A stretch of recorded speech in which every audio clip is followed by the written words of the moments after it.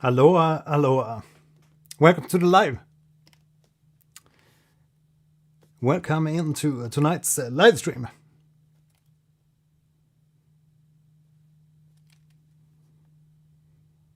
How are we tonight? How is everybody?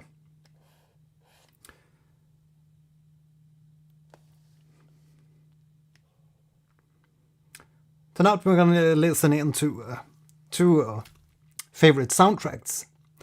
The first one is Aurelia and the Blind Forest, and I know this is a very requested soundtrack, so I hope you'll enjoy today's episode. And we're also going to listen into Sword and Sea, which is a more recent game, and these two games actually have a lot in common, at least story-wise, because Aurelia and the Blind Forest is about saving a forest and restoring a dying forest. And then on the other hand, Sword and the Sea is about restoring a barren wasteland. So it's all about restoring and bring life back to the countryside. Just gonna do some final setups here and then we can get going with the soundtracks.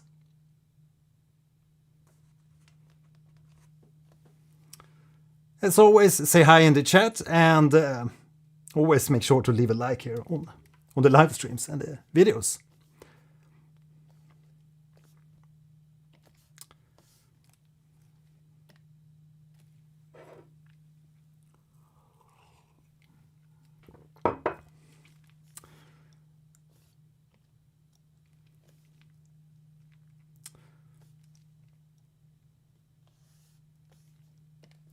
Da-de-do, da-de-day.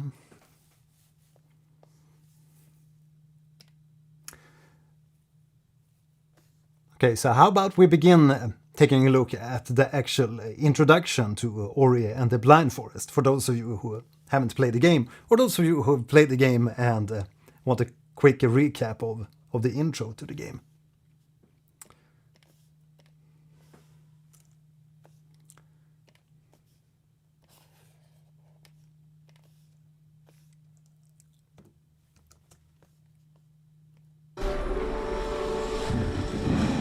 And please let me know in the comments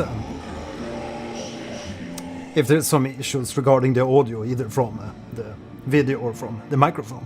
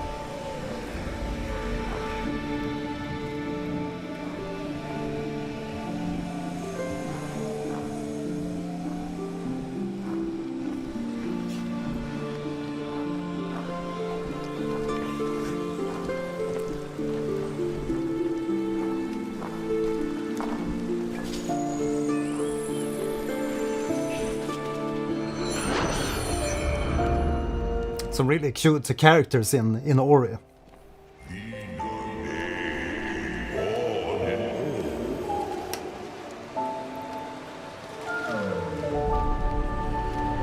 No matter what kind of work your team does, Asana can... Yeah. We don't want to watch commercials. So let's get back to listening to the soundtrack. So we're going to begin listening to Aurelia, Lost in the Storm, the first track here from the soundtrack. So let's just go from the top here and listen to a few of the tracks. And by all means, as always, let me know here in the chat if you have some favorite tracks from the Aurelia and the Blind Forest soundtrack.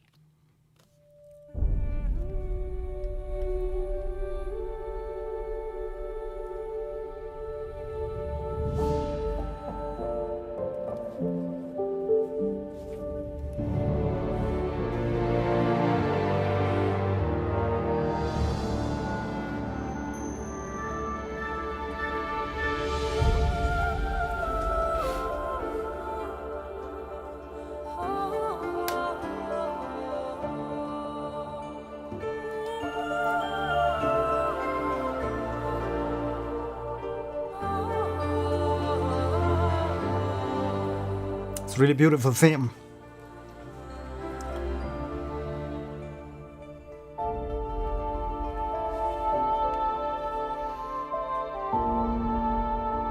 Definitely gives me like a Thomas Newman vibes.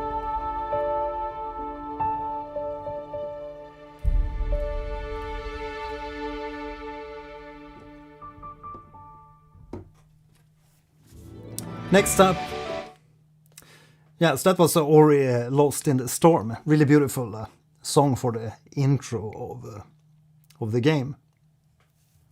Hoi hoi, Santrius, welcome to the live stream. Yeah, it's definitely a really good Metroidvania game. Yeah. It's a really emotional game, the Ori. I didn't play through Ori, but I did play the beginning of the game when it came out. It has a few years on its back, but there's many old games that are still really good.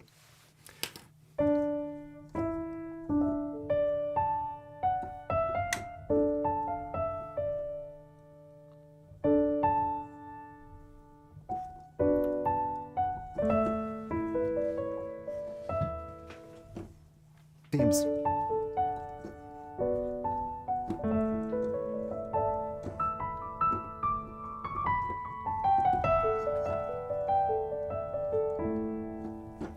Right, so next up we're going to listen to Naru, Embracing the Light.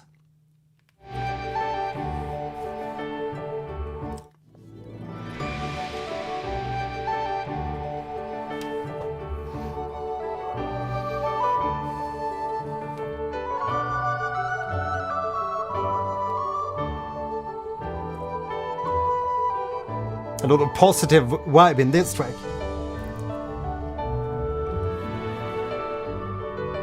And again, a lot of Thomas Newman style in this.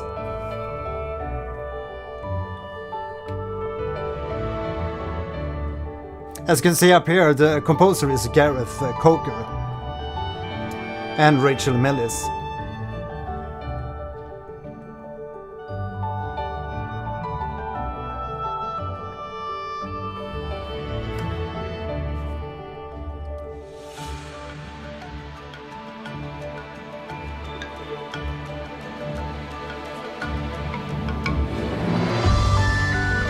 Ah, there we have it.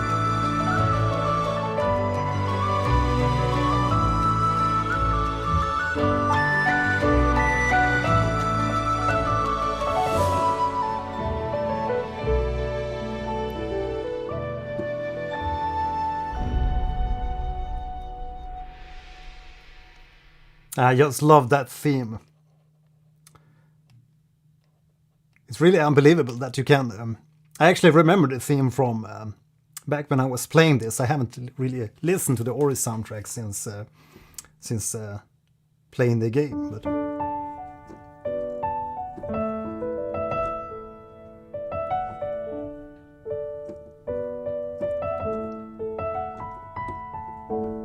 it's really beautiful. I love these simple but super memorable themes.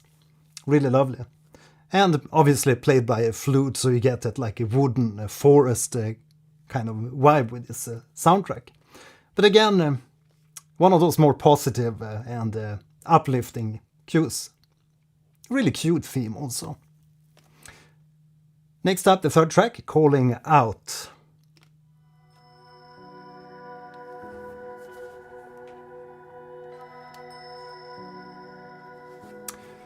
Hi there, Burrito Blade. Welcome to the live stream.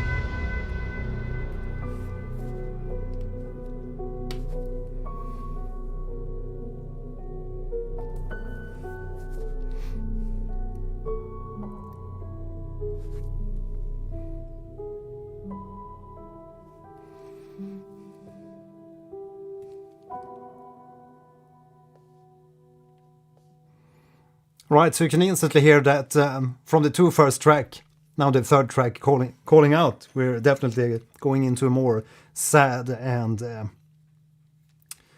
more sad territory.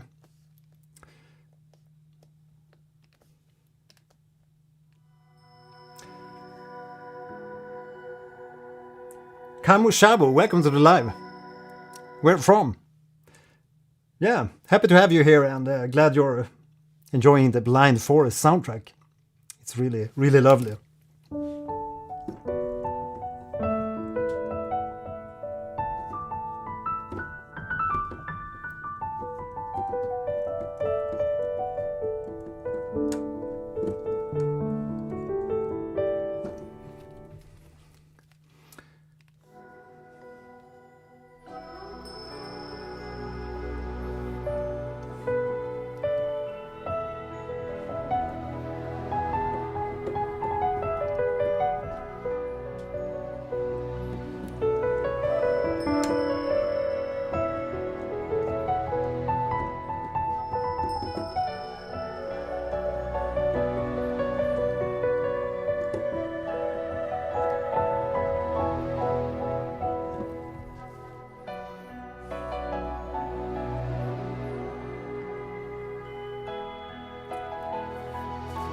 Botswana, cool.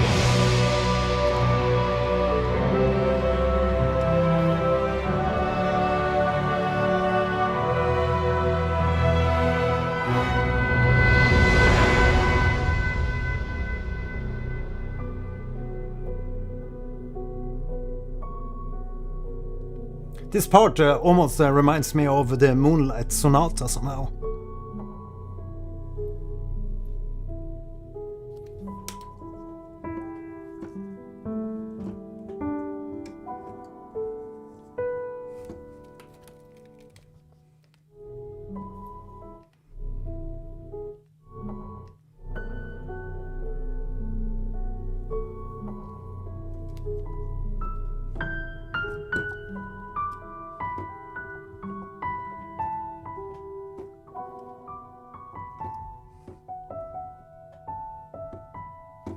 Yes, a really beautiful song, that one. Next up we have the Blind Forest.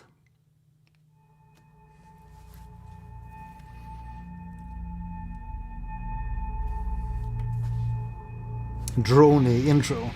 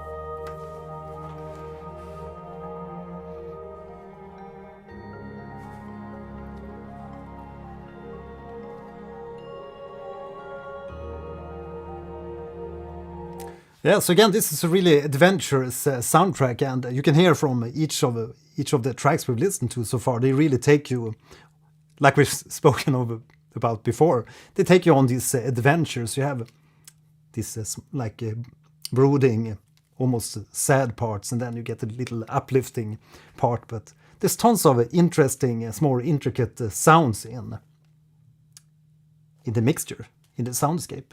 It's really lovely to hear this blend, a very light mix also.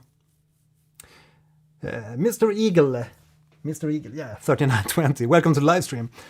Today, I guess we're probably only going to listen to Ori and the Blind Forest, and I also prepared listening to Sword of the Sea from Austin Wintory, because these two games actually have a lot of in common, since in Ori here you're restoring this the Blind Forest, or this Forsaken Forest, while in Sword of the Sea you're restoring a wasteland, basically restoring life to a wasteland. So it's like similar topics to the overall theme of the game. So I thought it would be interesting to listen to these two soundtracks and also compare a little bit how the composers have interpreted the story, so to speak. But we might listen to some Ori Will of the Wisps too. We'll see what we managed to do today.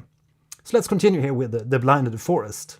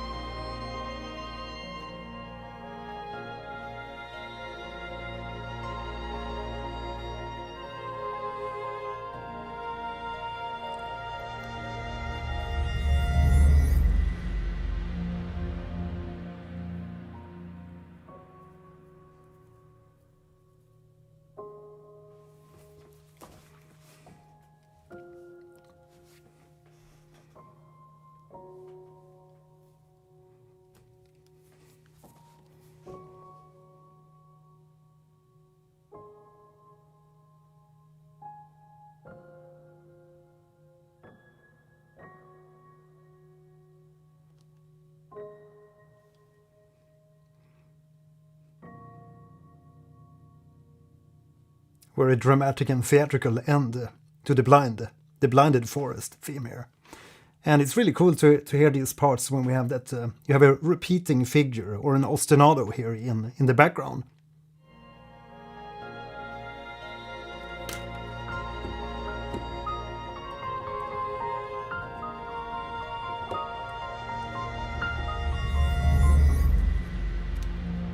And then with the sustained strings playing a long, sustaining, sweeping melody on top, it gives a very like nostalgic kind of feeling.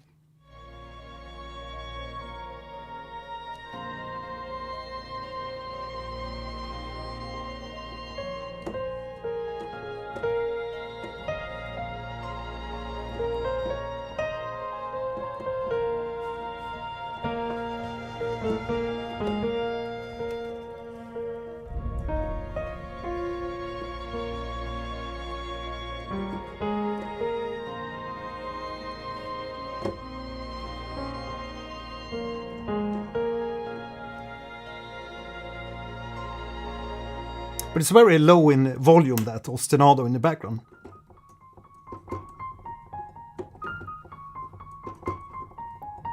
Or something like that. It's a little bit hard to hear. It's so low in volume in the mix there, and I'm mostly listening to the melody, but.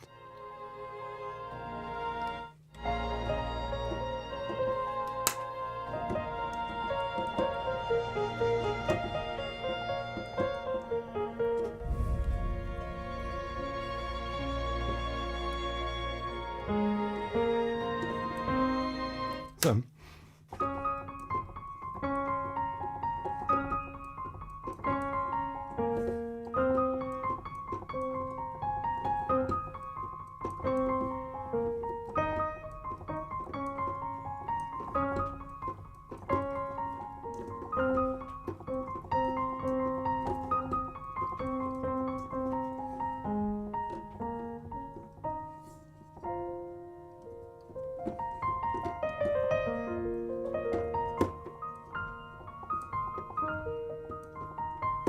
Yeah, it's a really beautiful theme, and it's cool to hear all these emotions throughout the themes. So next up we're going to listen to Inspiriting, not Inspiration, Inspiriting. It's track number 5. Inspiriting.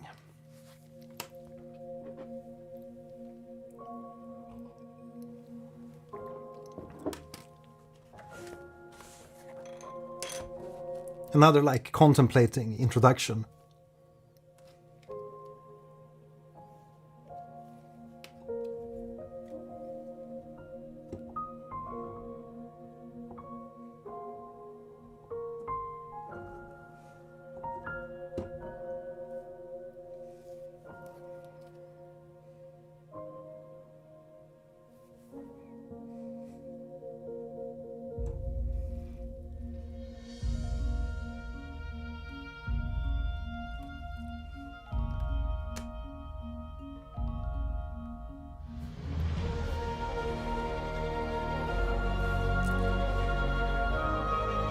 Sweet. Now the track opens up.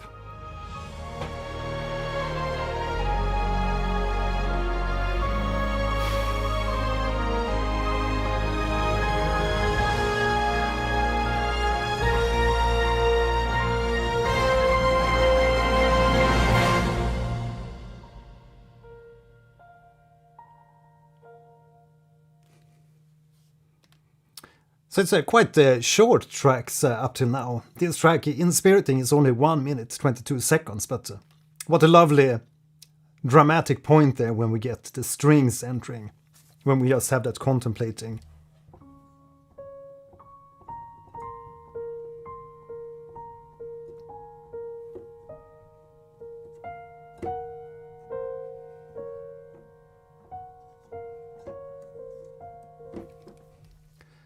Let's hear when the strings enter again.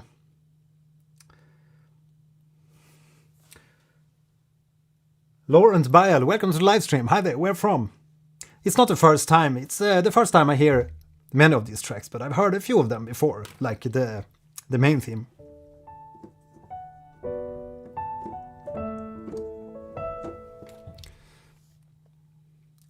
France, awesome.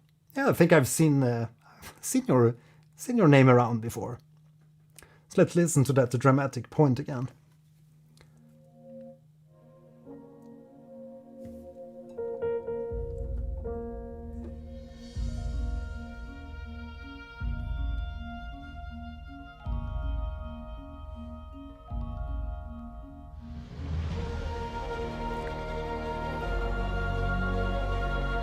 I just love this.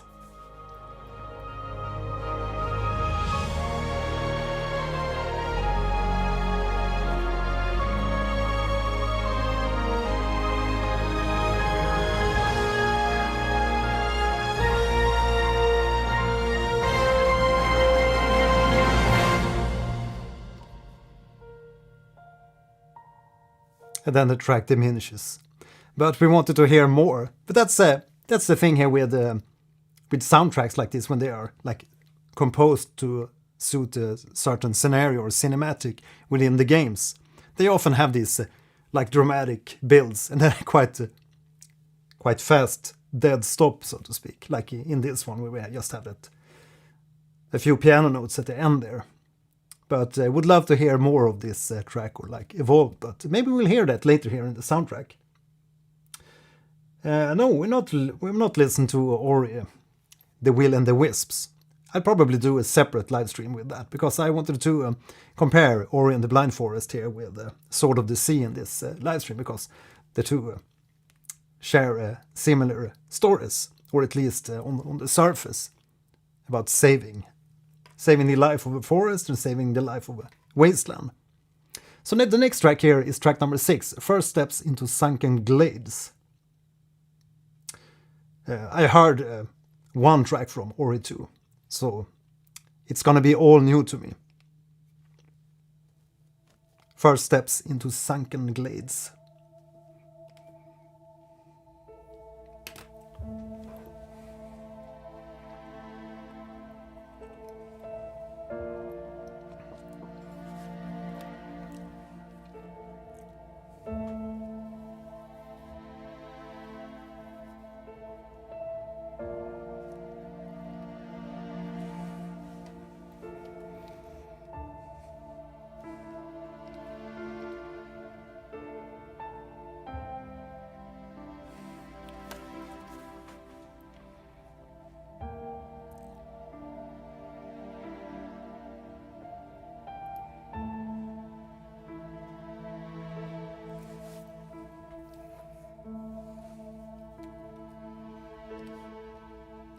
There's like a lot of piano carrying like the heavy weight of the themes and like the core concepts of this soundtrack so far.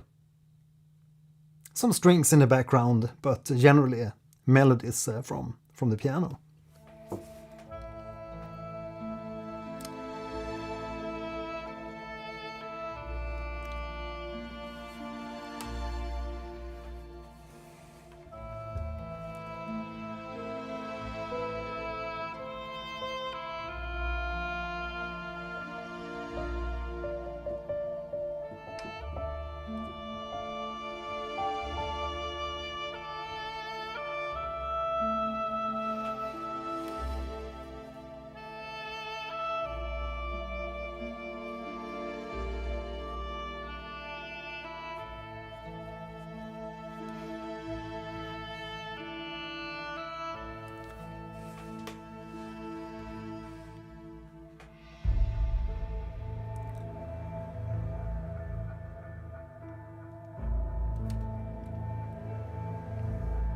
Now the darkness approaches.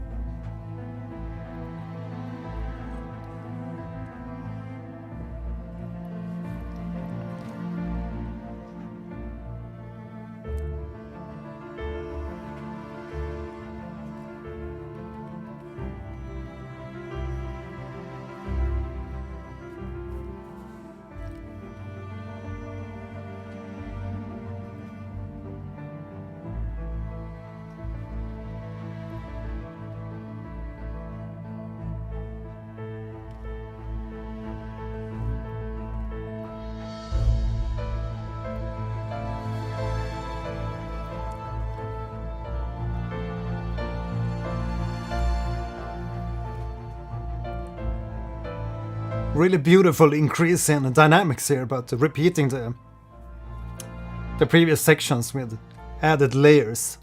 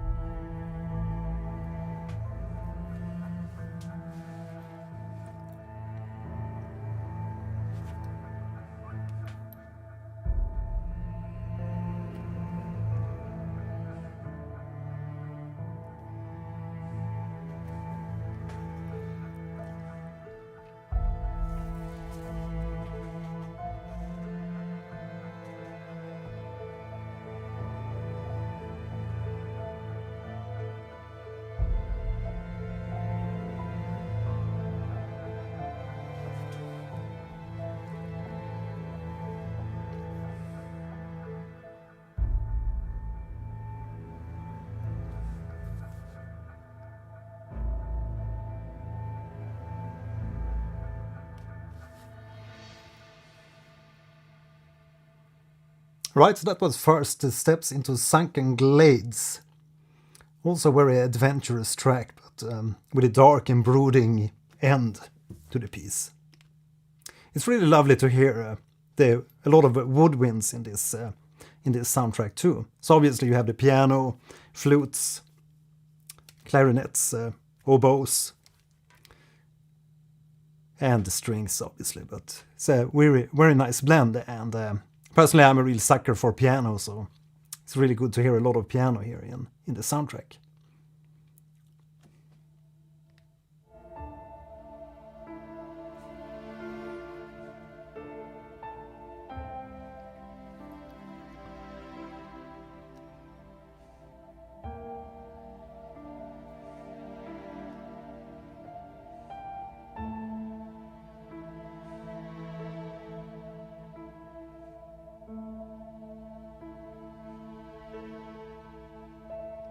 It really sounds Really sounds desolate with a piano with a lot of reverb like that, and just...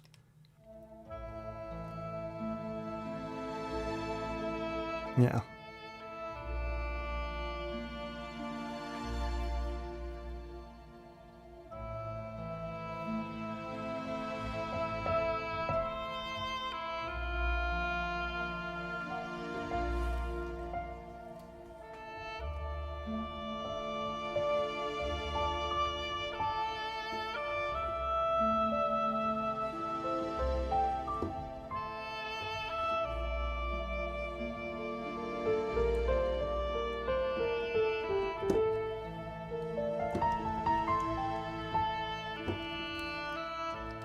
Yeah, I love that one. Really emotional and sophisticated, but quite simple arrangements, and it's a really lush arrangement. Not a lot of instruments, letting the instruments breathe and letting the melodies shine. Really lovely. And suitable for this kind of adventure, emotional adventure game. Next up we have track 7, Finding Sein.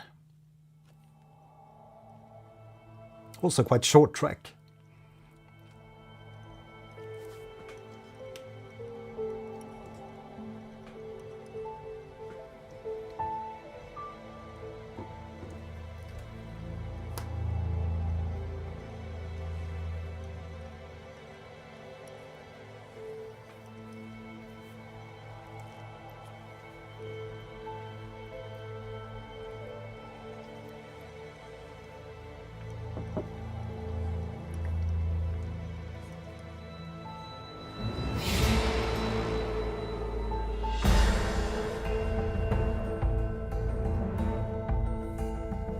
Okay, it's a different vibe in this one.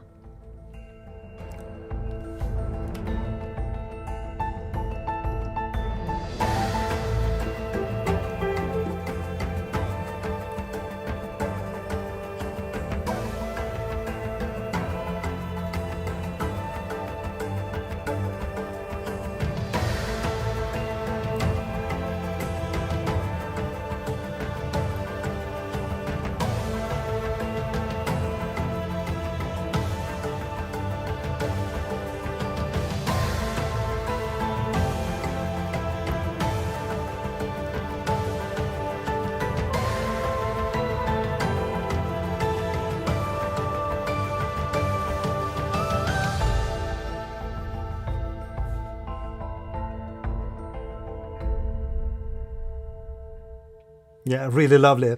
Love this track instantly. And you know why? Did you hear the time signature of this track? Try clapping along and find out the time signature.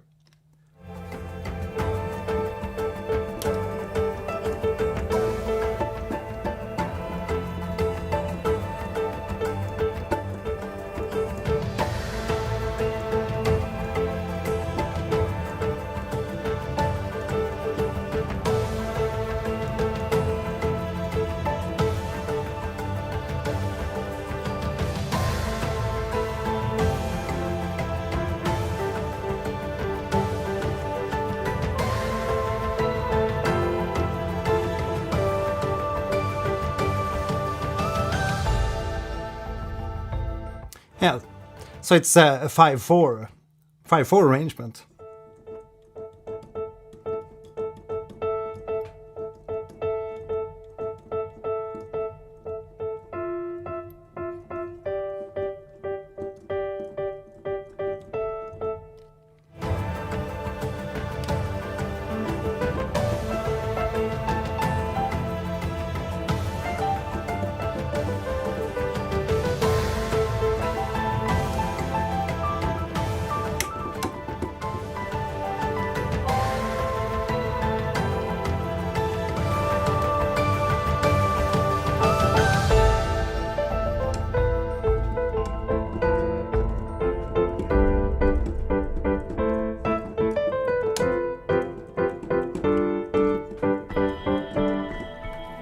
Lovely track. So that's definitely one I'm gonna come back to. Finding Sein. It's really sad it's such a short track. Almost like Lace in Silk Song, where we have this Yeah, it's also 5, but 3 plus 2 plus 2 plus 3. Really odd kind of time signature, but it really helps to drive things forward when you have something outside 4/4. So it's really uplifting to hear a 5/4 here.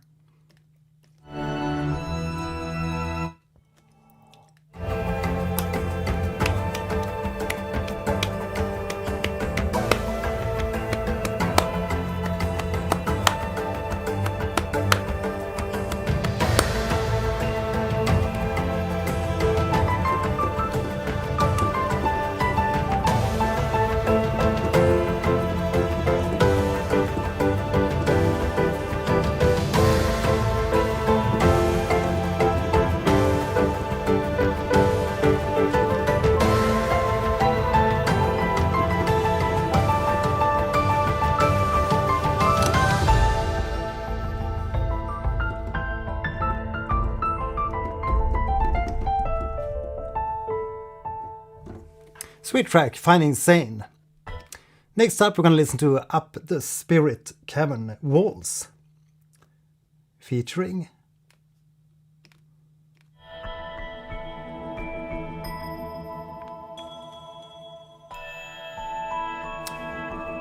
Tom Boyd.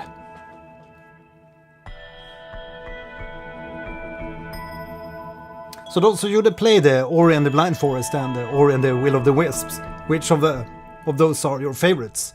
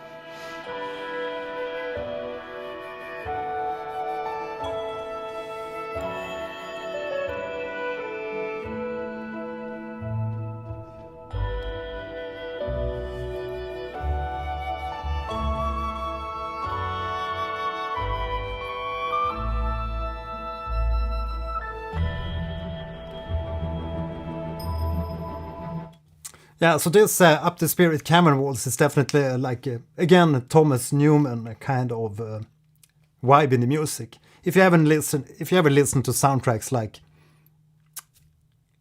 Nemo, Wall-E, obviously, Wall-E is a wonderful soundtrack. You can definitely hear inspirations from the typical Thomas Newman sounds with the woodwinds and this light bellish sounds in the soundtrack too.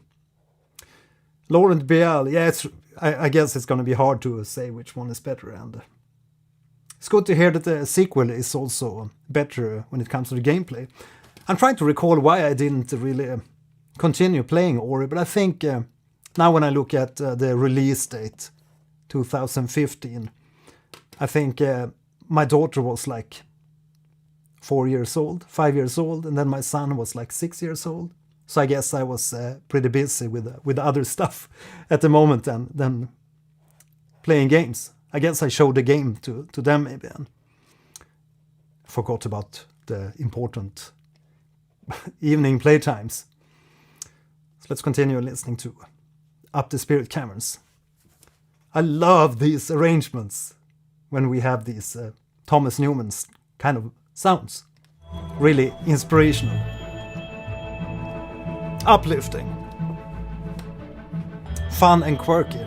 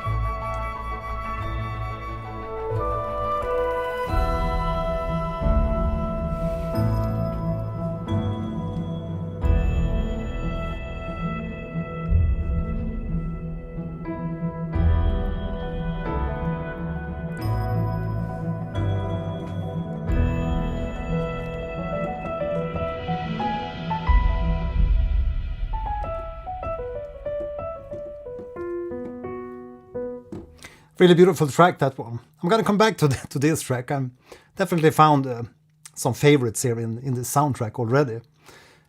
And again, Thomas Newman, when we have that like ride cymbal, that's also like typical, how do you say, manners. Thomas Newman manners.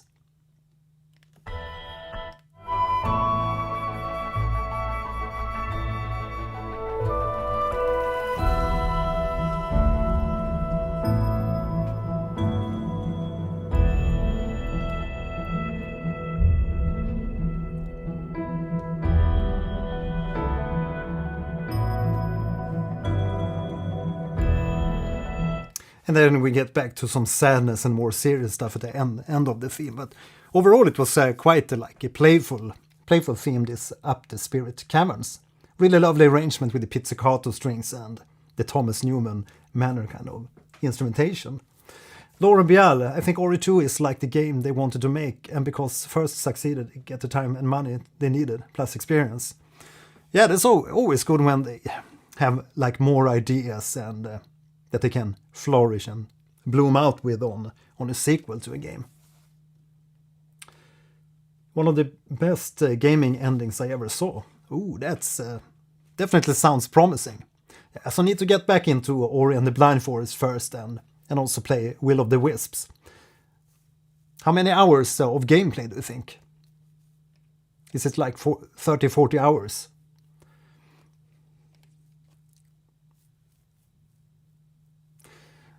Yeah, I think so too. It's going to be very hard to jump into like playing the sequel before we play the first one. Nah, I just play time for the Blind Forest first, because that's what I'm going to play first. I hope it's available on the PS5, because I'm playing most games here on the gaming station in the background here, where I have a PS5 set up. And I'm also going to experiment with streaming to YouTube, because up till now I've mostly been streaming the gameplays to Twitch, because it's just so easy to set up on the PS5. You just fire up the PS and then go to share, and then off you go. And I can obviously share to YouTube too, but the camera of the PS5, it's like hilarious quality, so I definitely want to up the game with the camera quality, so I'll see if I can set up the streaming via the MacBook Pro. Okay, 15-20 hours. That sounds doable. Definitely sounds doable. Okay, so next up, let's listen to The Spirit Tree. Also featuring Aurelia Brighton. I think she collaborated with Jeremy Soule at some point in time too, the Oblivion Skyrim composer. So next up, The Spirit Tree featuring Aurelia Brighton on the vocals, female vocals.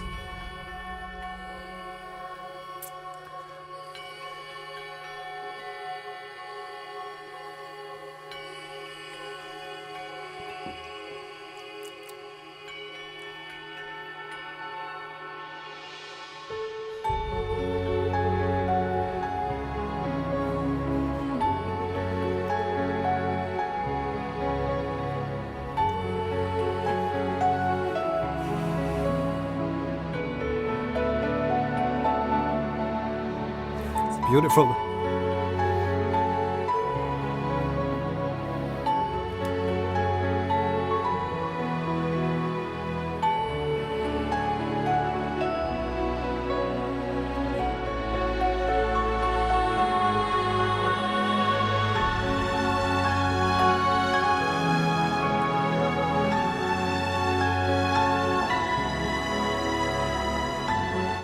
This part definitely reminds me of a Final Fantasy. It's a very strong theme, these short notes.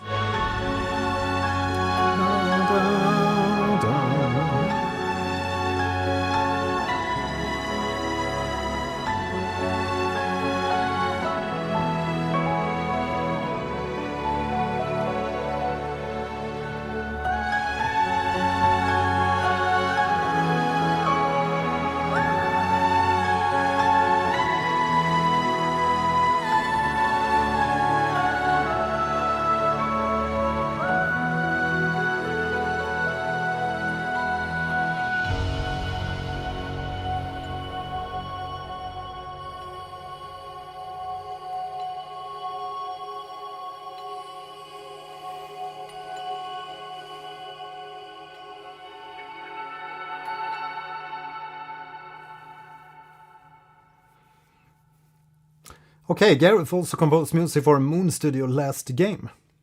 Okay, so we need to check that one too. The Spirit Tree, really lovely melody. Simple and gorgeous.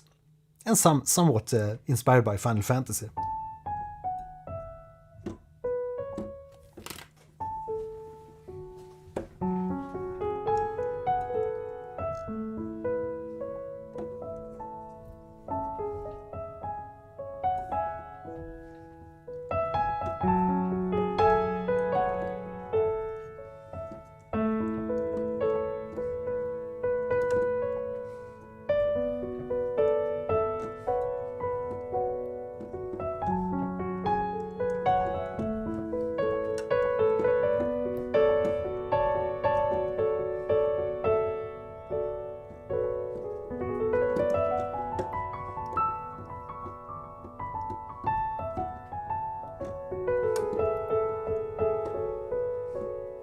It's really, really beautiful.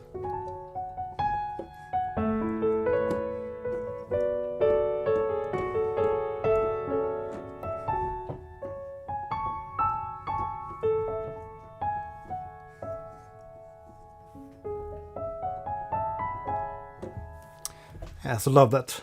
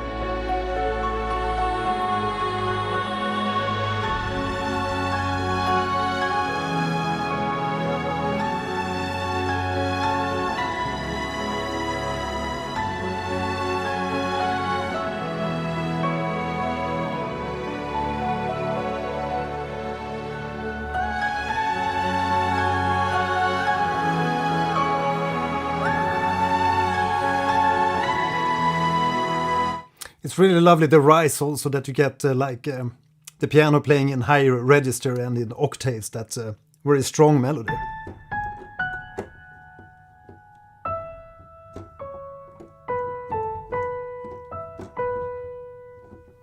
It's a really, really lovely melody. And strong, and a nice build throughout this little track too. And again, it's not a very long track. I would love to have heard this melody evolve continuously through maybe 4 minutes, but the track is 1 minute 48 seconds. But obviously written to fit a certain cinematic in the game. The live sampler. Welcome to the live stream. Where from? Nice. In Blind Forest there are a lot of atmospheric tracks, but the escape and cinematic tracks, and especially the credits ones, are the cherry of the cake. In Will of the Wisp, Gareth did less. Okay. The tracks where Kuro appears are top tracks to being scary or sad the same way. Yeah, I can really hear that in this track, the Spirit Tree too. There's a lot of sadness in that simple melody and the harmony, but there's also some kind of uplifting and hopefulness in the arrangement too. So it's always a little bit of both in these tracks. They are balancing quite fine between sad and hopeful. Next up we have track 10, Kuro's Tale 1, Her Rage.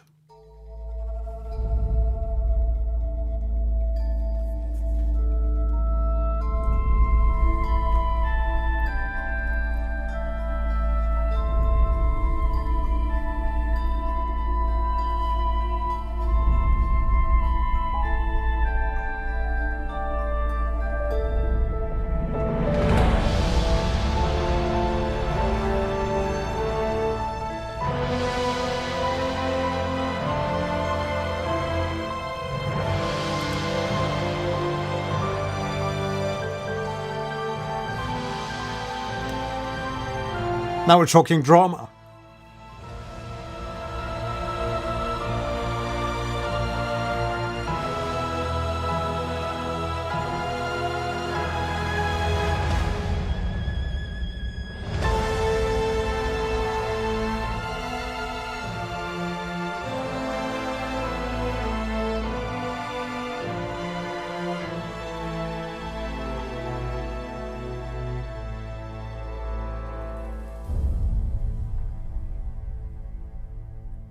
And again, really funny, we have that Thomas Newman ride symbol at the end of Kuro's tale there. But you can hear, we get the same na na na na na, the same kind of melody there, but with a more dramatic and a more sad flavor.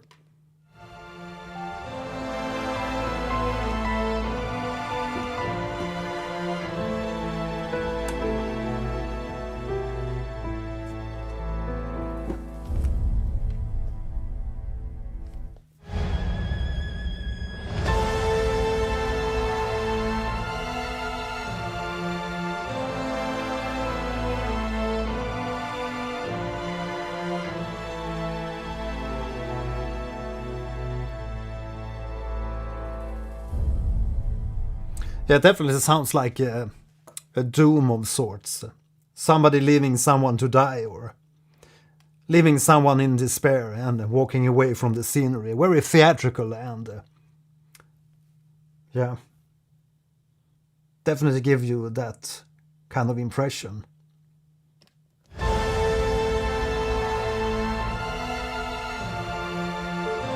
With the brass.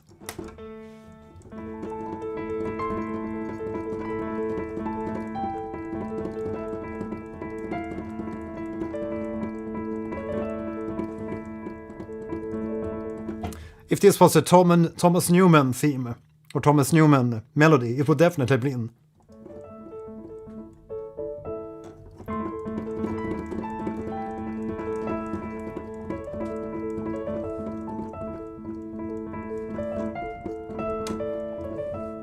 I think you heard that probably in some movie, in some of the films scored by Thomas Newman.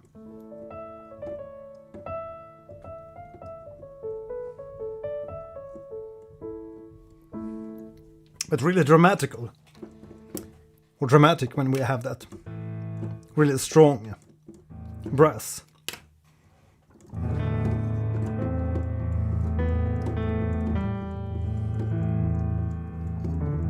I'm just gonna add that because I love Thomas Newman melodies so much.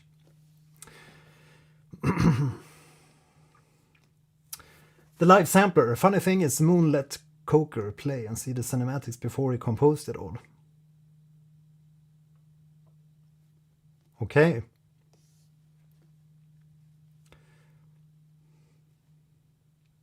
Yeah, it's often much better to write to the actual cinematics to get the real balance between the good and evil, darkness and light, hopefulness and despair. Yeah, really dramatic track, but I really love it. Next up, Thornfelt Swamp, also featuring Tommy Boyd.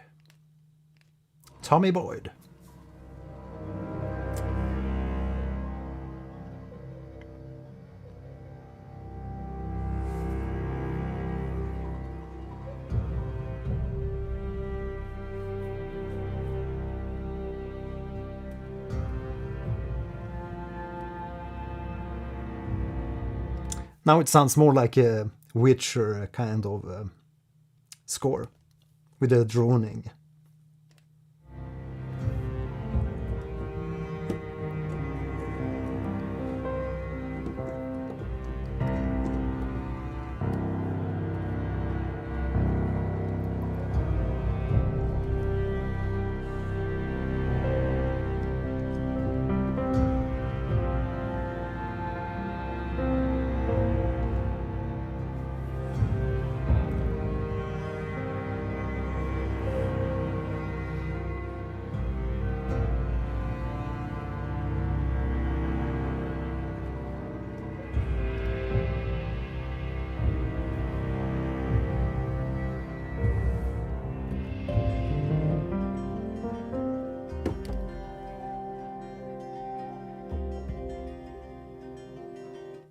So the track is in C Dorian, at least it's the introduction part. It definitely has that vibe because you have that flattened seventh.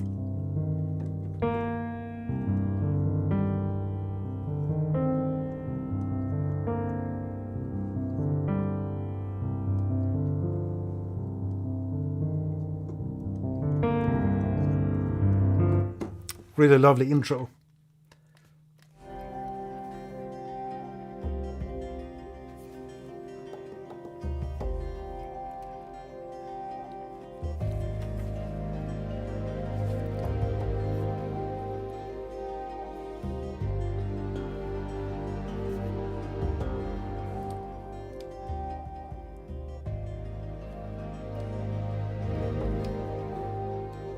Sounds like there's some hang drum or alien drum.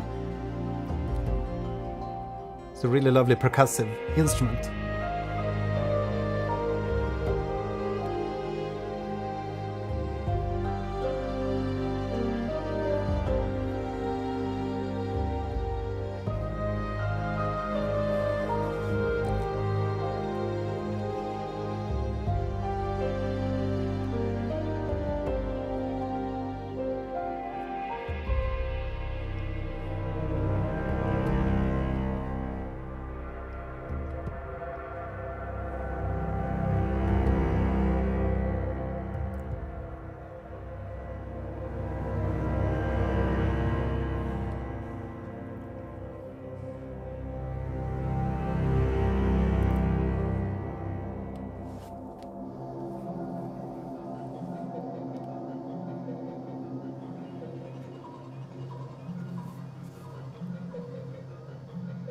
Some weird sounds in here.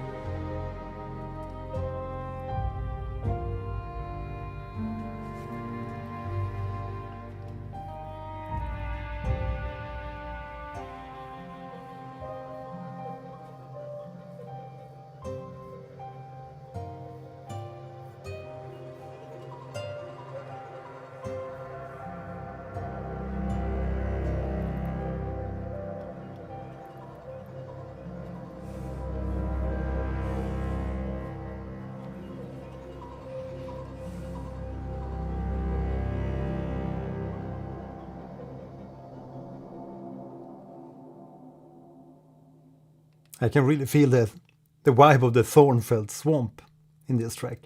Really cool instrumentation and vibe in this track too. The live sampler, I wonder how good it is to listen to music with pro headset. I mean, it's not a lie that with good gear you could listen to details that are hidden when not having a good pair of those. Yeah, I can definitely hear like a more crisp high end and more details in the high end and also in the low end if you have good headphones. Personally, I'm using Olo Audio S5X. I think these are called S5X 1.1 or 1.2 or something. But I've been using like these Olo Audio brand type of headphones for a few years.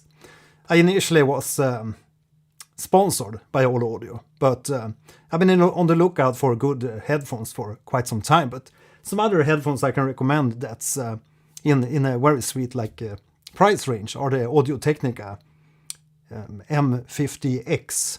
It's a quite it's a very known like brand, and obviously that model is also used throughout the world in multiple studios and stuff. But yeah, I definitely have a story regarding having good speakers and good monitoring when you're mixing and stuff. I made a solo album back in, I think it was 2000 something, 25 years back. And I was mixing the album and I took the master to a friend of mine who has this really super expensive listening system. At the time I was using KRK's Rokit 8s, I think. The brand is KRK for my monitoring in the studio. But when I came to his place, I can't remember the exact brand of the speakers. I think it was Nautilus. And then he had like a very expensive amplifier to that also. And then we were listening back to the album, and you could hear from my recording when I was recording vocals, or maybe it was acoustic guitar, but you could hear a chips bag. Someone was eating chips in a nearby room, and that was leaking into the microphone. And at my place, with my speaker setup, I couldn't hear that like sizzling from the chips bag. So don't let your friends eat candy and chips when you're recording your vocals and acoustic guitars or any type of stuff through microphones. But it was like a wake-up call that, yeah, maybe I need to get better speakers too, so I can really hear the sizzle, the high-end sizzle. But that's really like the big difference between cheap gear, because with the cheap headphones and cheap audio gear, you often have like, it sounds like a kind of U-shape or V-shape in the frequency spectrum. So you get emphasis on the low end, obviously, because everybody loves bass, don't we? So get the emphasis in the low end, and then you have emphasis in the high end too, but it's with distortion. And you want as little distortion as possible in your reference listening. And the all audio has never given up on me so far. And I've used the series for quite a long time. First I had the S3X, then the S4X, and now the S5X.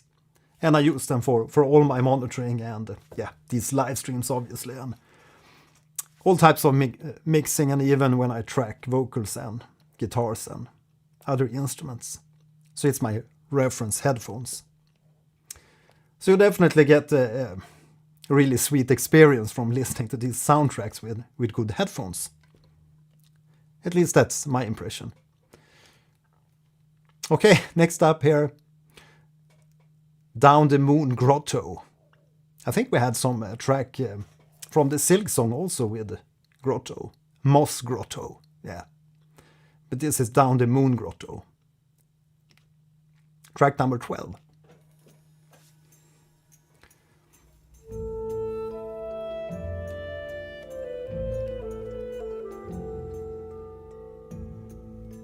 I'm just hearing Thomas Newman all over this soundtrack. I'm sorry.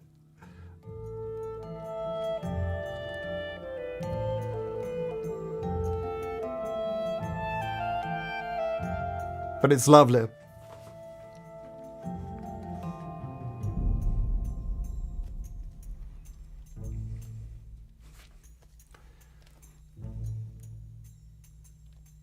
I wonder if they used reference track from Thomas Newman during the development of the game, because it's not very uncommon that you use reference tracks for film, obviously.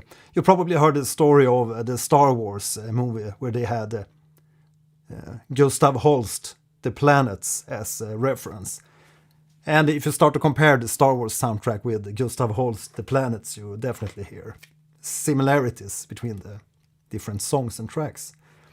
And basically The Planets by Gustav Holst is like the defined Hollywood sound when it comes to the melodies and the percussive work and the thematic work.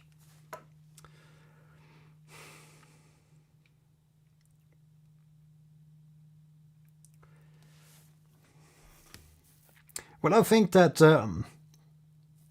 as long as you have a good reference headphones that's created to give you as little distortion as possible in all kinds of areas, but also obviously your audio interface and the converters play a big part of the sound too, obviously, because if you have bad converters, you're going to get distortion. But generally these days, when you compare audio interfaces, there's not that really big difference between the audio converters between the different brands, because many of them use the same kind of audio converters, or at least that's my impression of late. It was a much bigger difference like 15 years back or 20 years back when you compared different audio interfaces. But nowadays they have a very low distortion, most of them sound very good.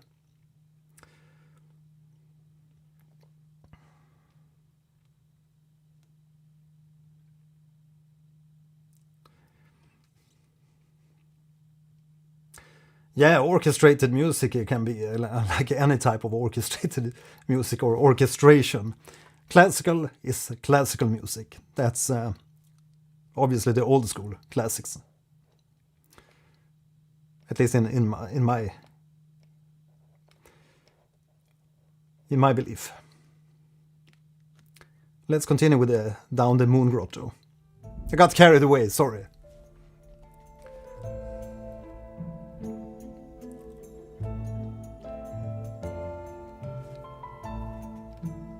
Very cute little theme.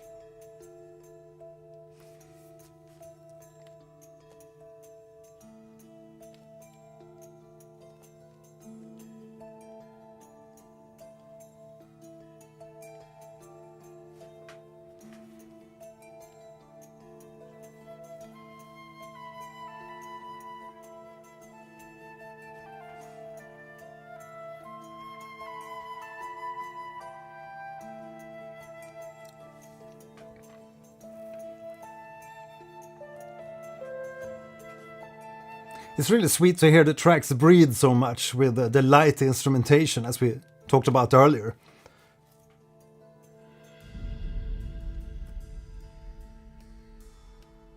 And it's obviously very good to have a light instrumentation and let the track breathe if it's background music to an experience in the game. Background music to a level or something.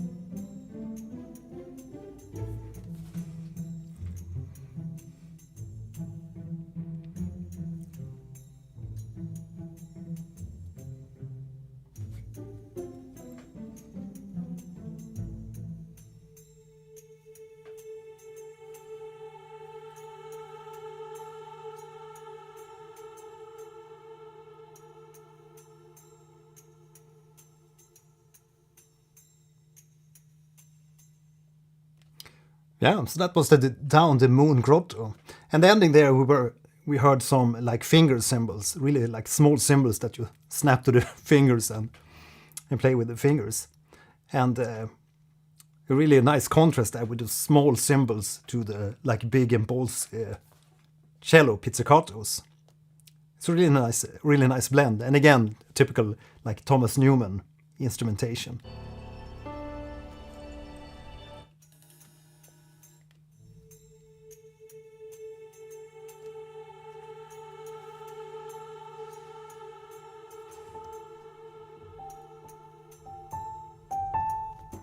It's really dramatic to have the choir with that close voicing too in the background. It's a really cool track. Okay, so we've been listening to Ori and the Blind Forest for about an hour now, and I'm thinking we can just jump down a little bit here in the track list, because I want to continue with the Sword and the Sea, so we can compare these two soundtracks in here, how they have interpreted this restoring of a dying forest compared to restoring the barren wasteland. Yeah, we're going to try the last one, Light of the Nibel. I heard you recommended that earlier in the live stream. And it has plenty of plays, 17 million plays. So let's go with Light of the Nibel, featuring Aurelia Brighton again.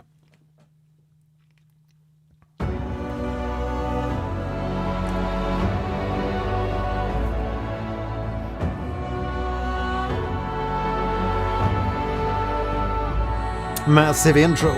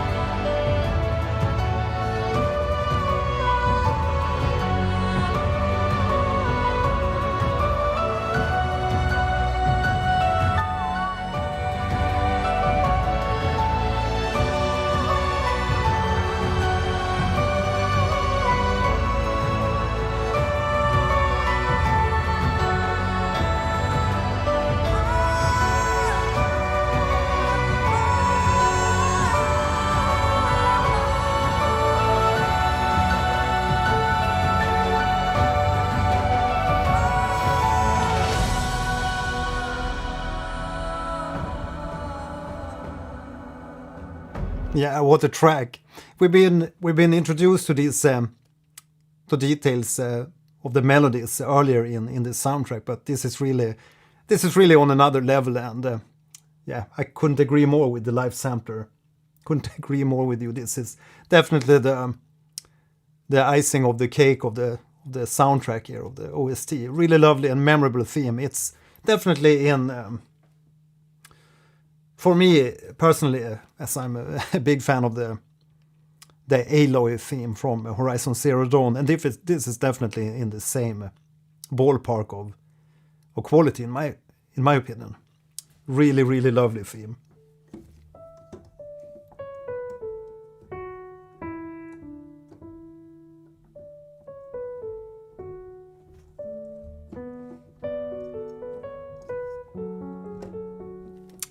Love it so much. We're gonna listen to the melody, the lead melody there again, because it's just so massive, and yeah,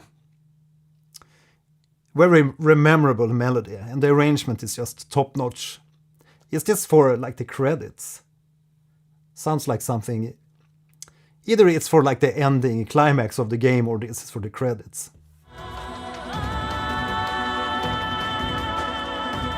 I assume.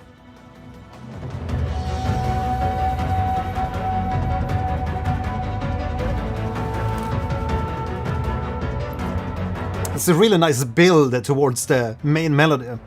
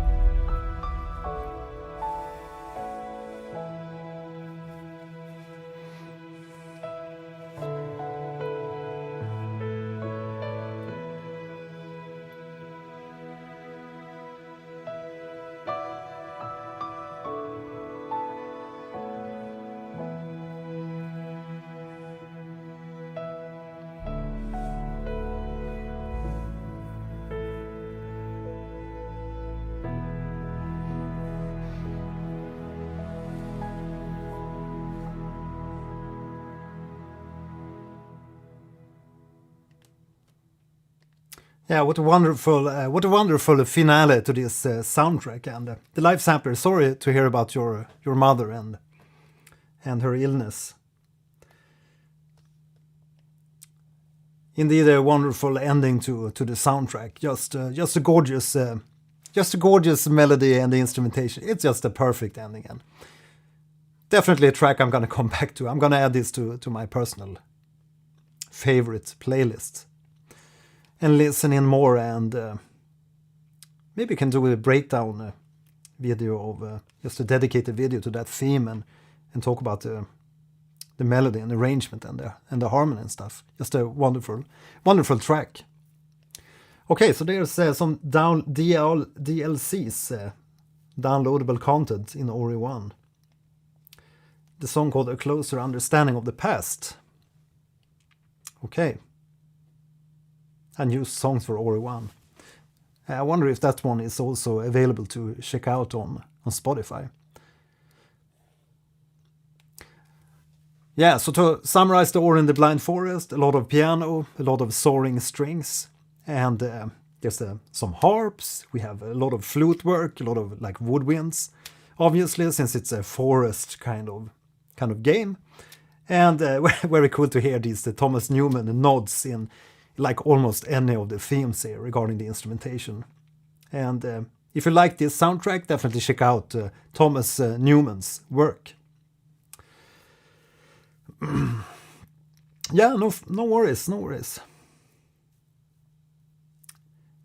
And also for your future child.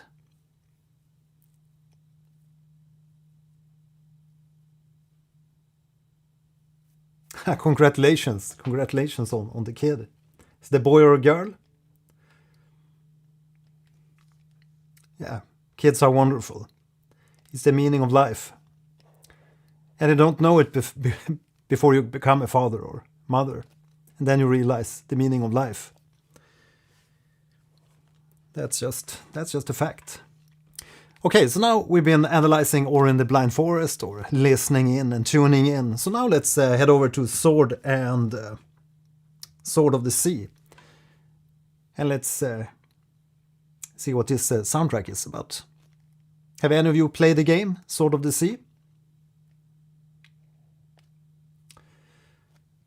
Yeah, maybe we can listen to that track later on, A Closer Understanding of the Past. The first track here from A Sword of the Sea, From a Drop, a Flame. And again, remember that the theme of this game is quite similar to Ori. In Ori, you're about to save a forest, restoring a dying forest. And here in Sword of the Sea, you're about to restore this desolate landscape.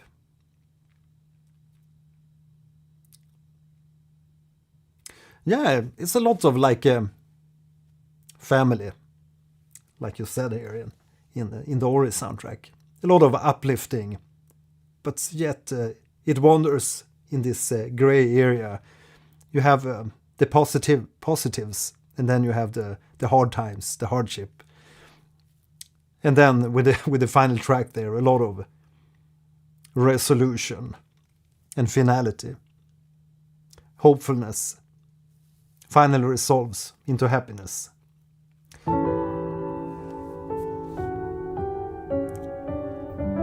From a Drop, a Flame, the first track.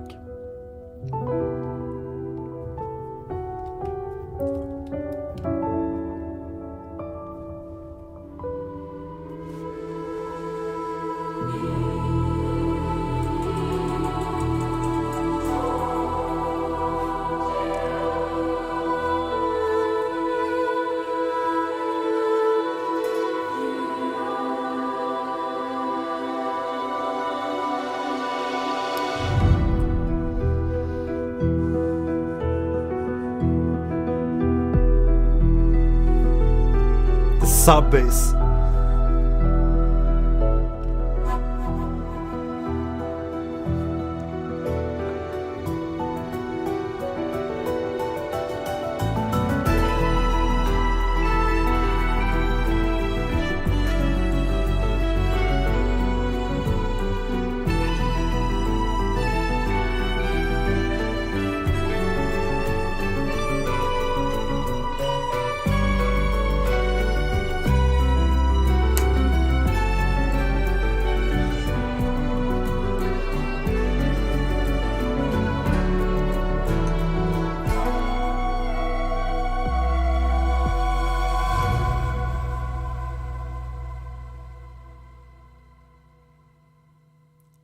Yeah, so right off the bat here we can instantly hear a difference in the sound world, so to speak, or the language they speak with the instrumentations. Here with this soundtrack, Sword of the Sea, if we take a look at the imagery, it looks a lot more like a surreal kind of world compared to Ori and the Blind Forest. And we can definitely hear that in the instrumentation here also. It's a lot more jazzy than Ori and the Blind Forest when it comes to like the chords and the harmony. And with that sub bass we can hear introduced at a few occasions. Also give it a more like technical and modern vibe to it maybe. And there's also a lot more like skippy piano, jazzy piano kind of playing on the track too. And it's also a lot more like in your face mixed compared to Ori and the Blind Forest, which is a lot more lush in the arrangement instrument wise, and also the overall mix. And here you can hear it's a lot more like low mids and high mids. A lot more ballsy mix, so to speak.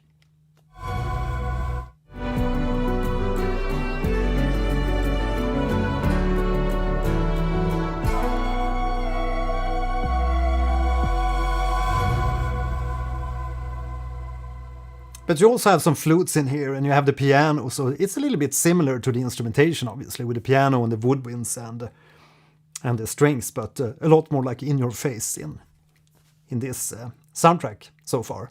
But I know that it sounds definitely like the composer Austin Wintory.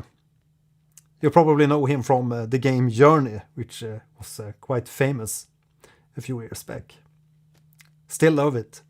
Very wonderful experience. Okay, so track number 2 is called Corinim. Corinim.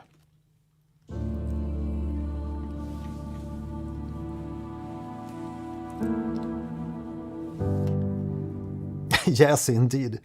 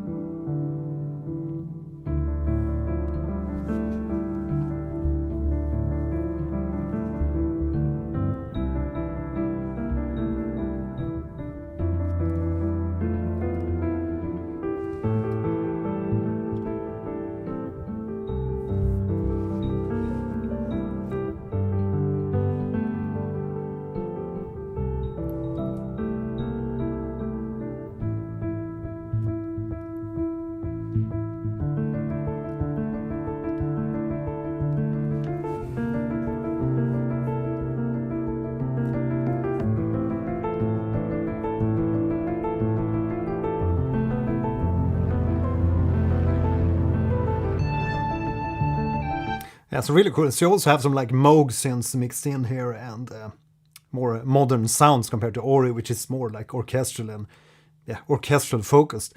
But we can also hear that Austin Wintory, the composer of Sword of the Sea, also have a completely different harmonic language or musical language and musical inspirations compared to the composer of Ori. While Ori definitely sounds like Thomas Newman, typical like melodies and arrangement and instrument selection, this arrangement from Austin Wintory so far definitely sounds more like outerworldly, and it definitely sounds he's more of like a jazz musician, and you can hear that all over the place if you listen to his other soundtracks. It's often very jazzy, has like cool rhythms, and you can also hear that in the piano here where he shifts to different rhythms and shifts between different phrasings. It's a really cool contrast compared to the Ori, which is more classical, like we spoke about before, while this is more like a jazzy kind of melodies and harmony.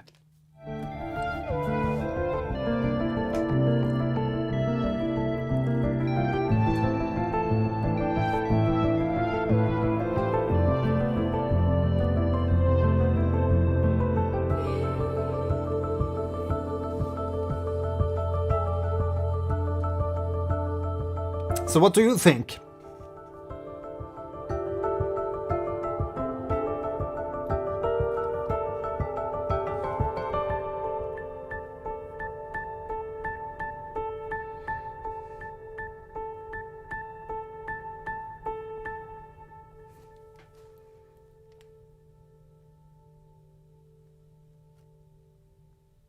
That's a really cool track, and nice to see some synths introduced into the soundscape there. But again, definitely different quality to the Ori soundtrack. Still like a piano as the bass, but a lot of different sound worlds, different sounds and synthesized sounds. So let me know in the chat here what you think about this soundtrack so far. Are you familiar with the works of Austin Wintory?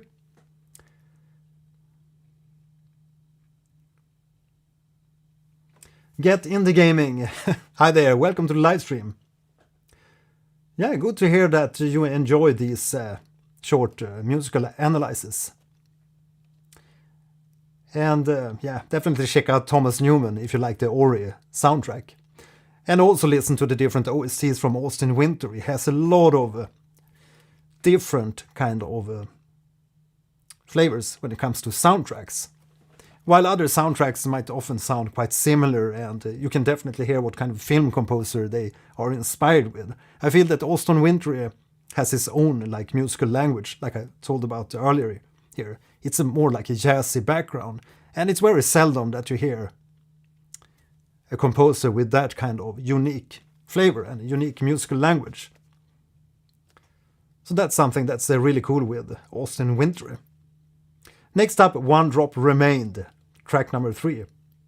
It's not a lot of tracks, it's 16 tracks, but we'll listen to a few of these and see if we can analyze a few of these. One Drop Remained.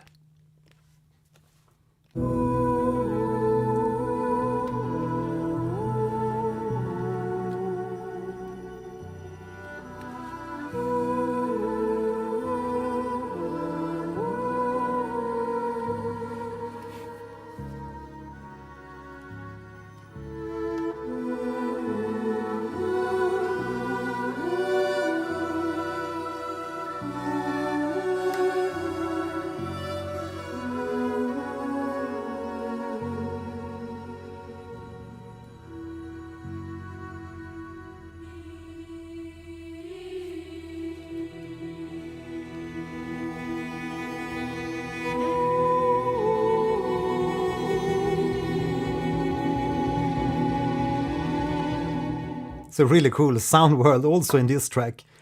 The opening almost sounds like a warm-up for an orchestra or a warm-up for a band where everybody's improvising. The bass is doing one thing, the vocalist is doing one kind of thing, and all the instruments are like on their own, making their own kind of warm-up, so to speak. At least that's my impression of the intro to this track. It's a really cool and different soundtrack. And it's obviously going to be much more challenging to like acclimatize, or how do you say, a lot harder to accept maybe this type of music for the general public, but it's a lot more challenging to listen to, and a lot more different harmony-wise and rhythmic-wise. Listen to the intro here again.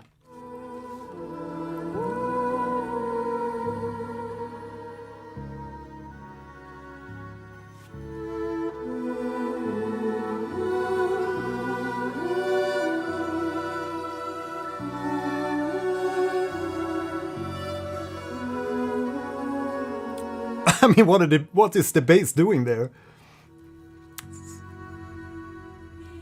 Really far out there stuff.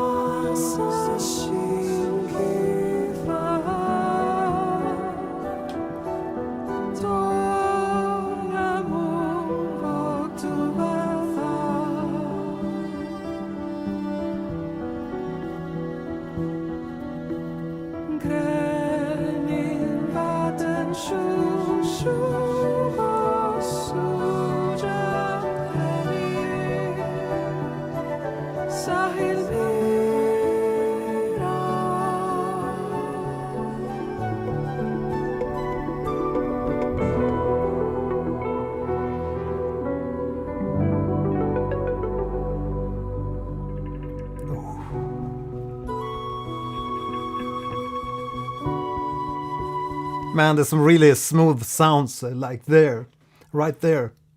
Really love this section, and somehow it reminds me a little bit about, it sounds a little bit whimsical, but it also reminds me of the Icelandic band Sigur Rós. Anyone heard Sigur Rós? Probably.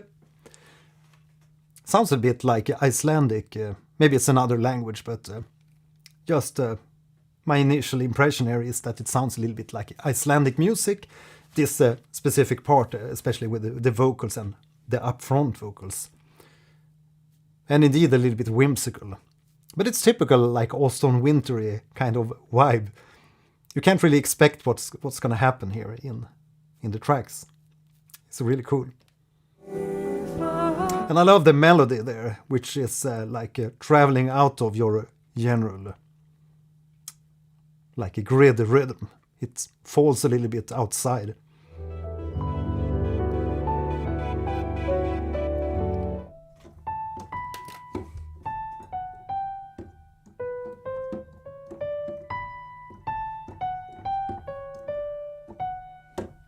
It's a really cool rhythm to the melody.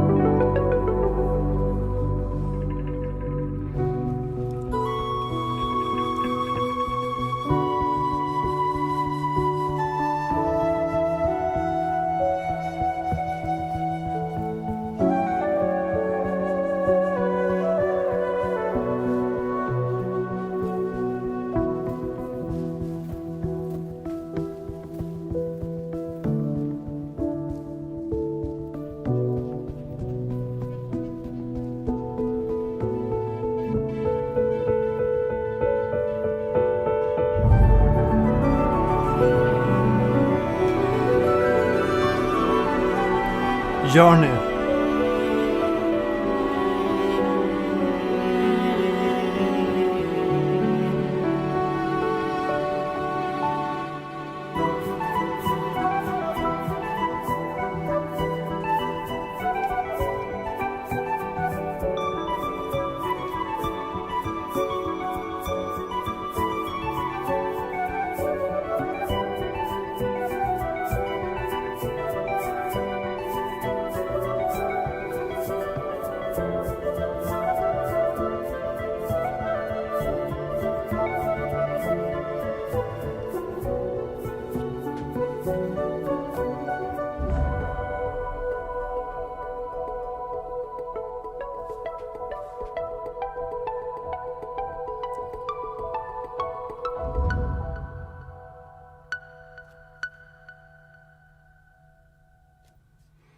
Right, so that was One Drop Remained, and indeed it's quite a whimsical arrangement, but then suddenly it blossoms out and you hear this kind of Journey-inspired part.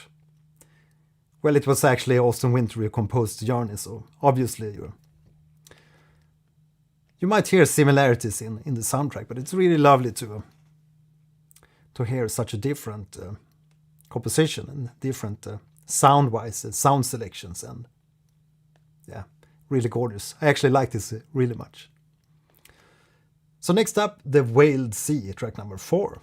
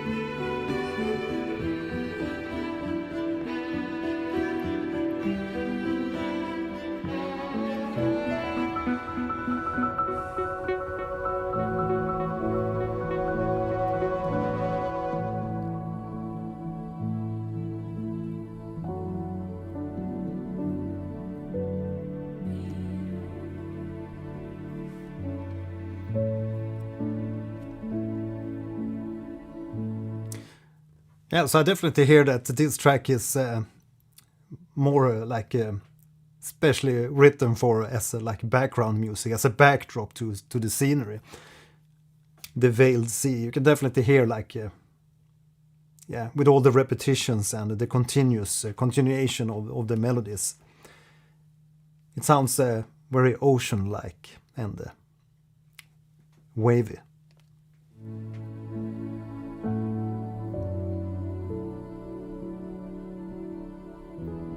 Beautiful, yet a little bit anonymous.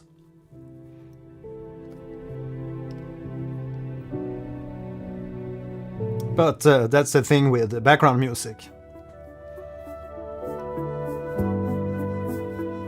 You don't want it to take too much space.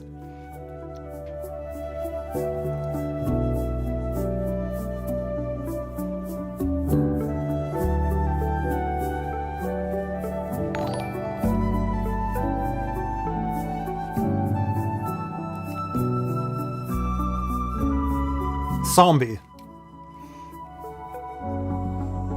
Thanks for subscribing.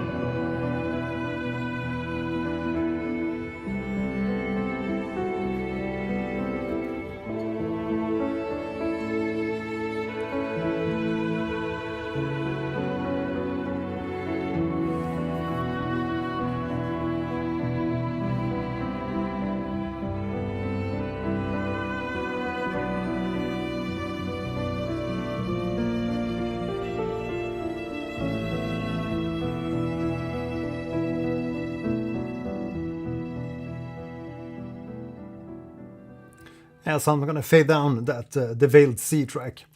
Many of the tracks on this soundtrack, Sword of the Sea, it's a quite long track. So you have one track, The Lost Grotto, it's 9 minutes, 30 seconds long. So there's plenty of tracks that are like 7 minutes, 6 minutes, 7 minutes. A lot of long tracks. But let's listen to one more track and then we're gonna listen to the final track, which is Sword of the Sea. It's called Sword of the Sea. So we can see what that's all about. But let's see here. The Lost Grotto, that's a 9-minute track. But again, a lot of like more jazzy kind of flavor in this soundtrack. But this track, The Veiled Sea, was definitely a track, one of those tracks that's quite linear, so to speak. It doesn't take you on this adventure that you really want to hear in a track, to make it more engaging. But it probably works fine as a background music when you're playing the game, when you have sound effects and things happening in the game too. But as a pure listening experience, I feel it's a lot more enjoyable to listen to the Ori and the Blind Forest soundtrack so far. But it takes a lot more to listen to these more challenging harmonies sometimes, and yeah, unpredictable and joyous. If you know any favorite tracks from Sword of the Sea, let me know in the chat here. If you play the game or listen to the soundtrack. Shadow of the Tundra, Boiling Caverns. Let's listen to Water Battles Fire, track number 14.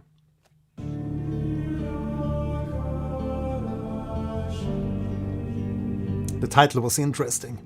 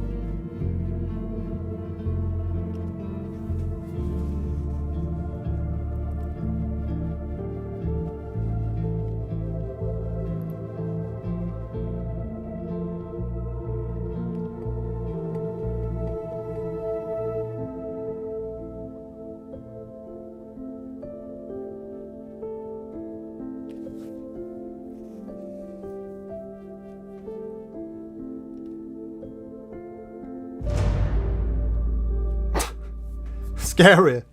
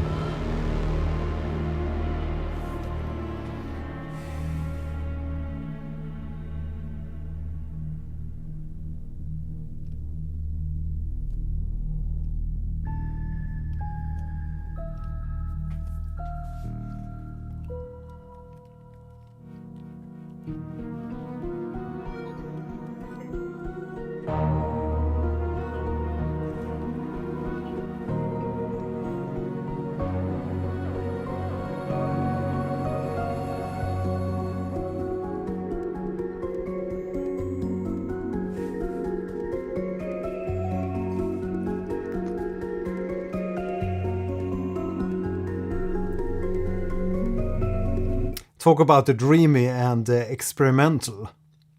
Really weird track so far.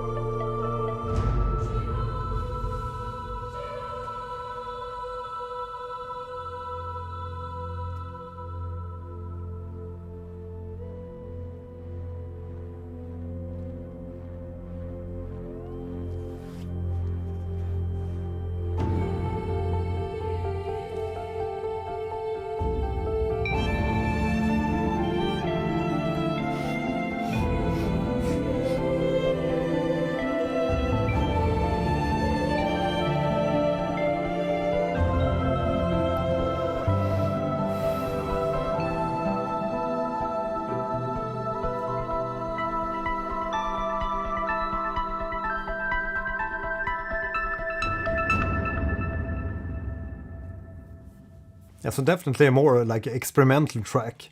But it really took pace there at the end with some melody and stuff, and I would have loved to have that more embellished and hear a longer section of that part. But obviously you probably need the gameplay to really enjoy these tracks from Sword of the Sea. They are a little bit more hard to get along with as is, so to speak, from just a soundtrack album like this. But let's give the last track, Sword of the Sea, a go here and see what that gives us. But first songs there, really cool tracks. Sword of the Sea.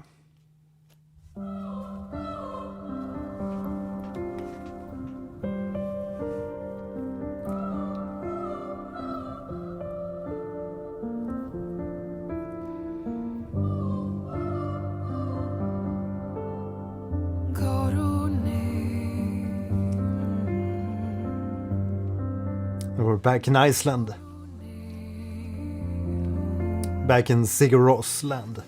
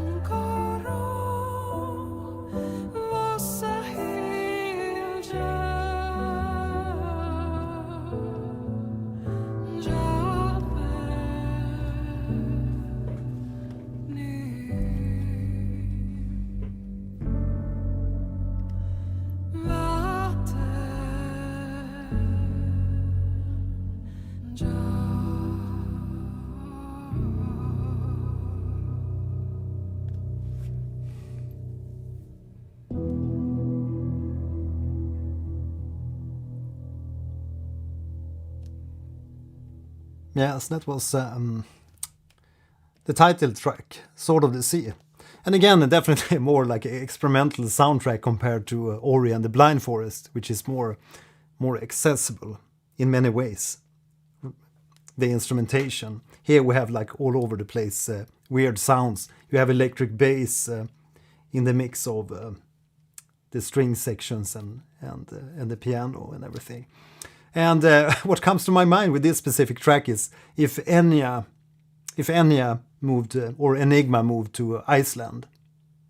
That's like my impression of this Sword of the Sea track. Very experimental and different soundtrack. Definitely a different soundtrack. So let me know your impression of Sword of the Sea so far from this little listening experience. But personally I feel it's very experimental and less accessible compared to Ori and the Blind Forest. But you can definitely hear like the barren wastelands in the soundtrack, and that's the theme of the game. So good work on that, Austin Wintory. And very good compositions, but a lot less accessible than Ori.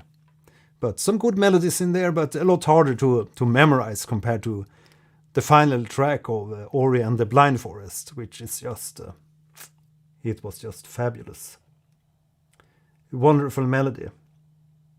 And wonderful singing from eerily Brighton. Can't pronounce her name. Right, so we're going to listen to one of the final tracks to the DLC from Ori and the Blind Forest. Just need to look up the track name. Maybe you can write it in the chat. Let's see which one it was.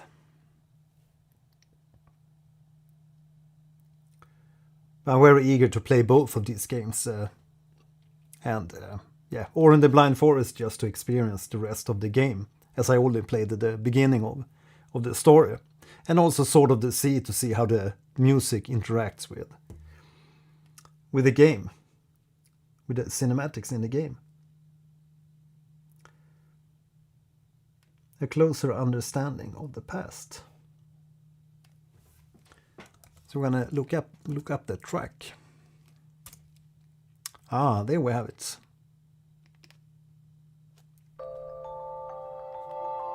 For you.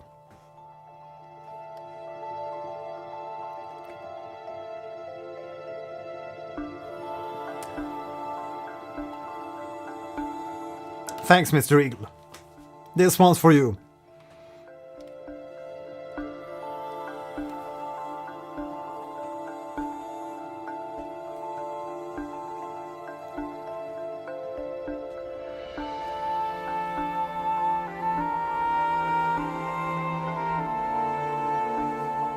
Beautiful.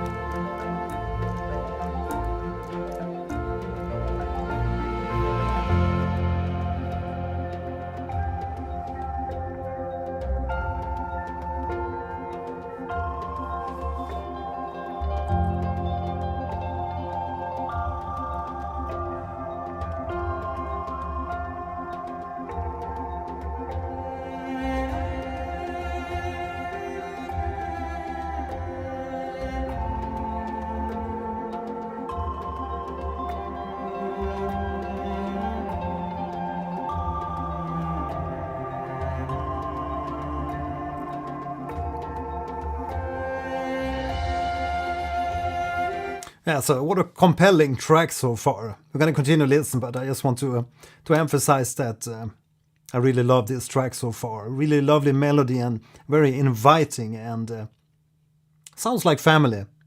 Sounds very familiar and hopeful.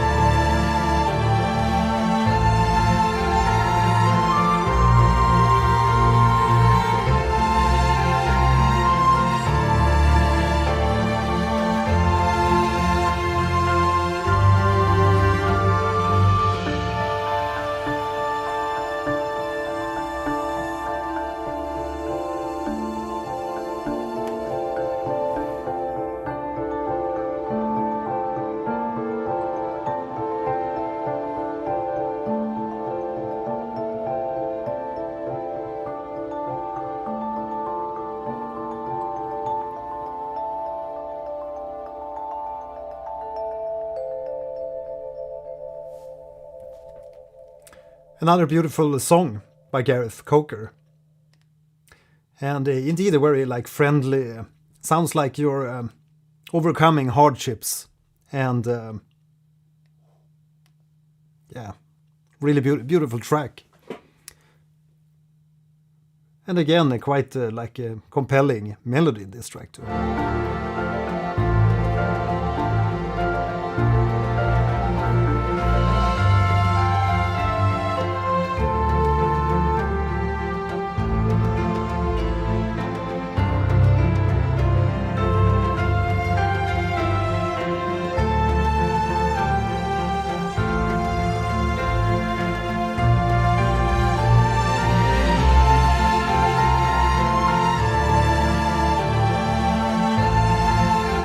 And it's so wonderful, like counterpoints in the composition too. When you have one melody speaking one language or speaking one phrase, and then you have a second melody in another instrument as the counterpoint, playing an answer. So you have this question-answer kind of thing happening in the melodies. That's always wonderful in a composition.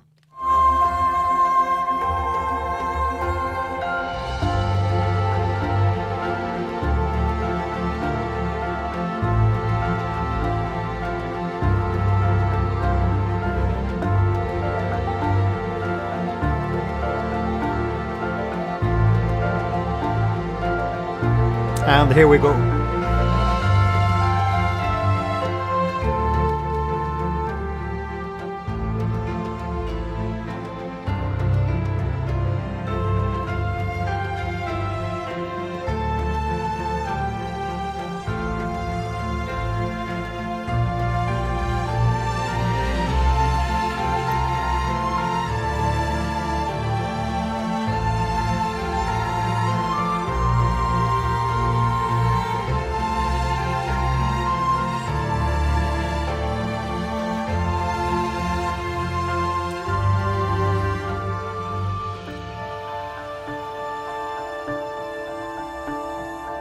Yeah, what a composition.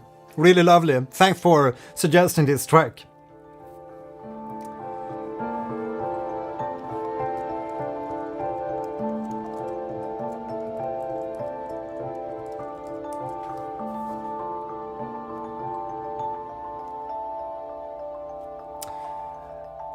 So let's continue and listen to the last track here, Forward Momentum, Unused track.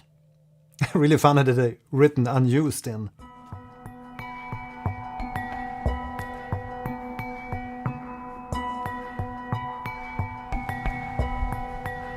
Indeed.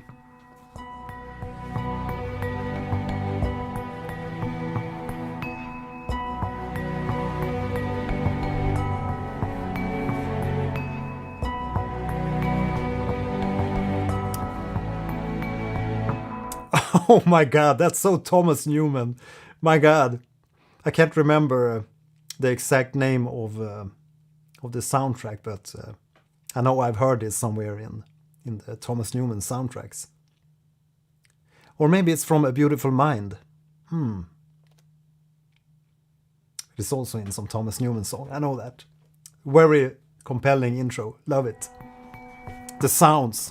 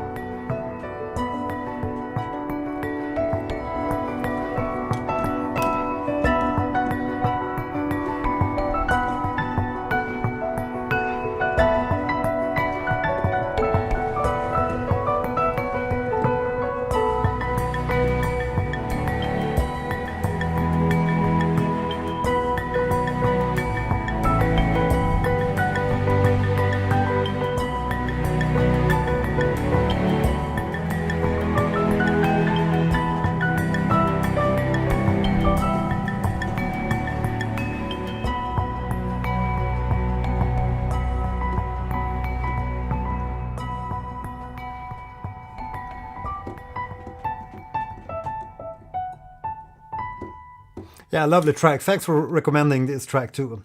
Really enjoyed these two last tracks from Ori and the Blind Forest. Very fresh perspective comparing Sword of the Sea and Ori and the Blind Forest. And yeah, I'm just a big sucker for a Thomas Newman type of instrumentations, as I said earlier, and also that that type of music, melodies, harmony, everything. This is definitely not jazzy harmony. It's more classical, but a little bit challenging maybe. But oh, so lovely melodies. Yeah, so thanks everybody for joining in here tonight in this reaction experiencing kind of a thingy. And like always, make sure you leave a like here on the video, and please watch my other videos and other live streams. Engage, write some kind comments, any type of questions, feedback, or whatever. And indeed, make sure to check out my Patreon there, patreon.com/Gelheim. And if you join in as a paid tier, you can also join in for free at my Patreon. And that way you make sure you don't miss out on any of these upcoming live streams or, yeah, my upcoming content, basically. But I really enjoy doing these little live streams where we dissect or talk a little bit, listen a bit, and talk a little bit about the soundtracks and, yeah, my experience with the music. Twisted DRK. Yeah, sorry you came in late here, but you can always rewatch the live stream, and make sure you have the notification bell active on my channel.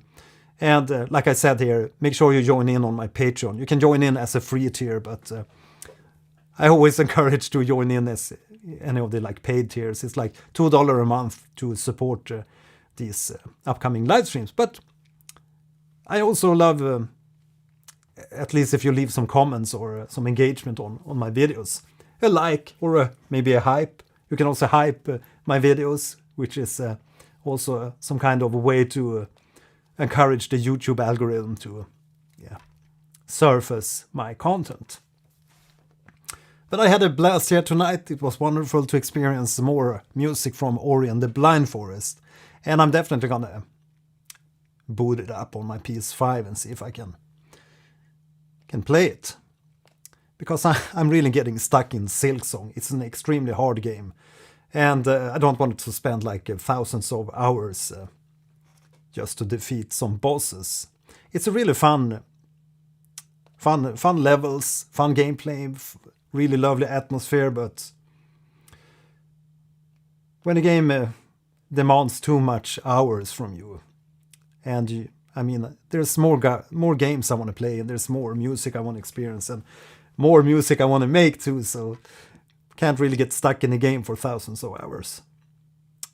I really feel that they should have some difficulty level, like easy mode or something, or at least like other games have. Yeah, it's definitely too hard for the average gamer. I mean, I don't consider myself bad at playing Metroidvanias. I mean, I've beaten many of the old like Metroid games and also Metroid Dread, so it's a little bit weird. Yeah, I hope it's on the PS5. I have the PS4 too downstairs, but yeah, would love to play it on the PS5. So again, thanks for joining in tonight, and hope to see you in the next live stream or next video. Okay, you can find Ori on the PS Store. That's sad. I hope it's available on the PS5, because or else I have to play it on my MacBook Pro. Maybe that also works.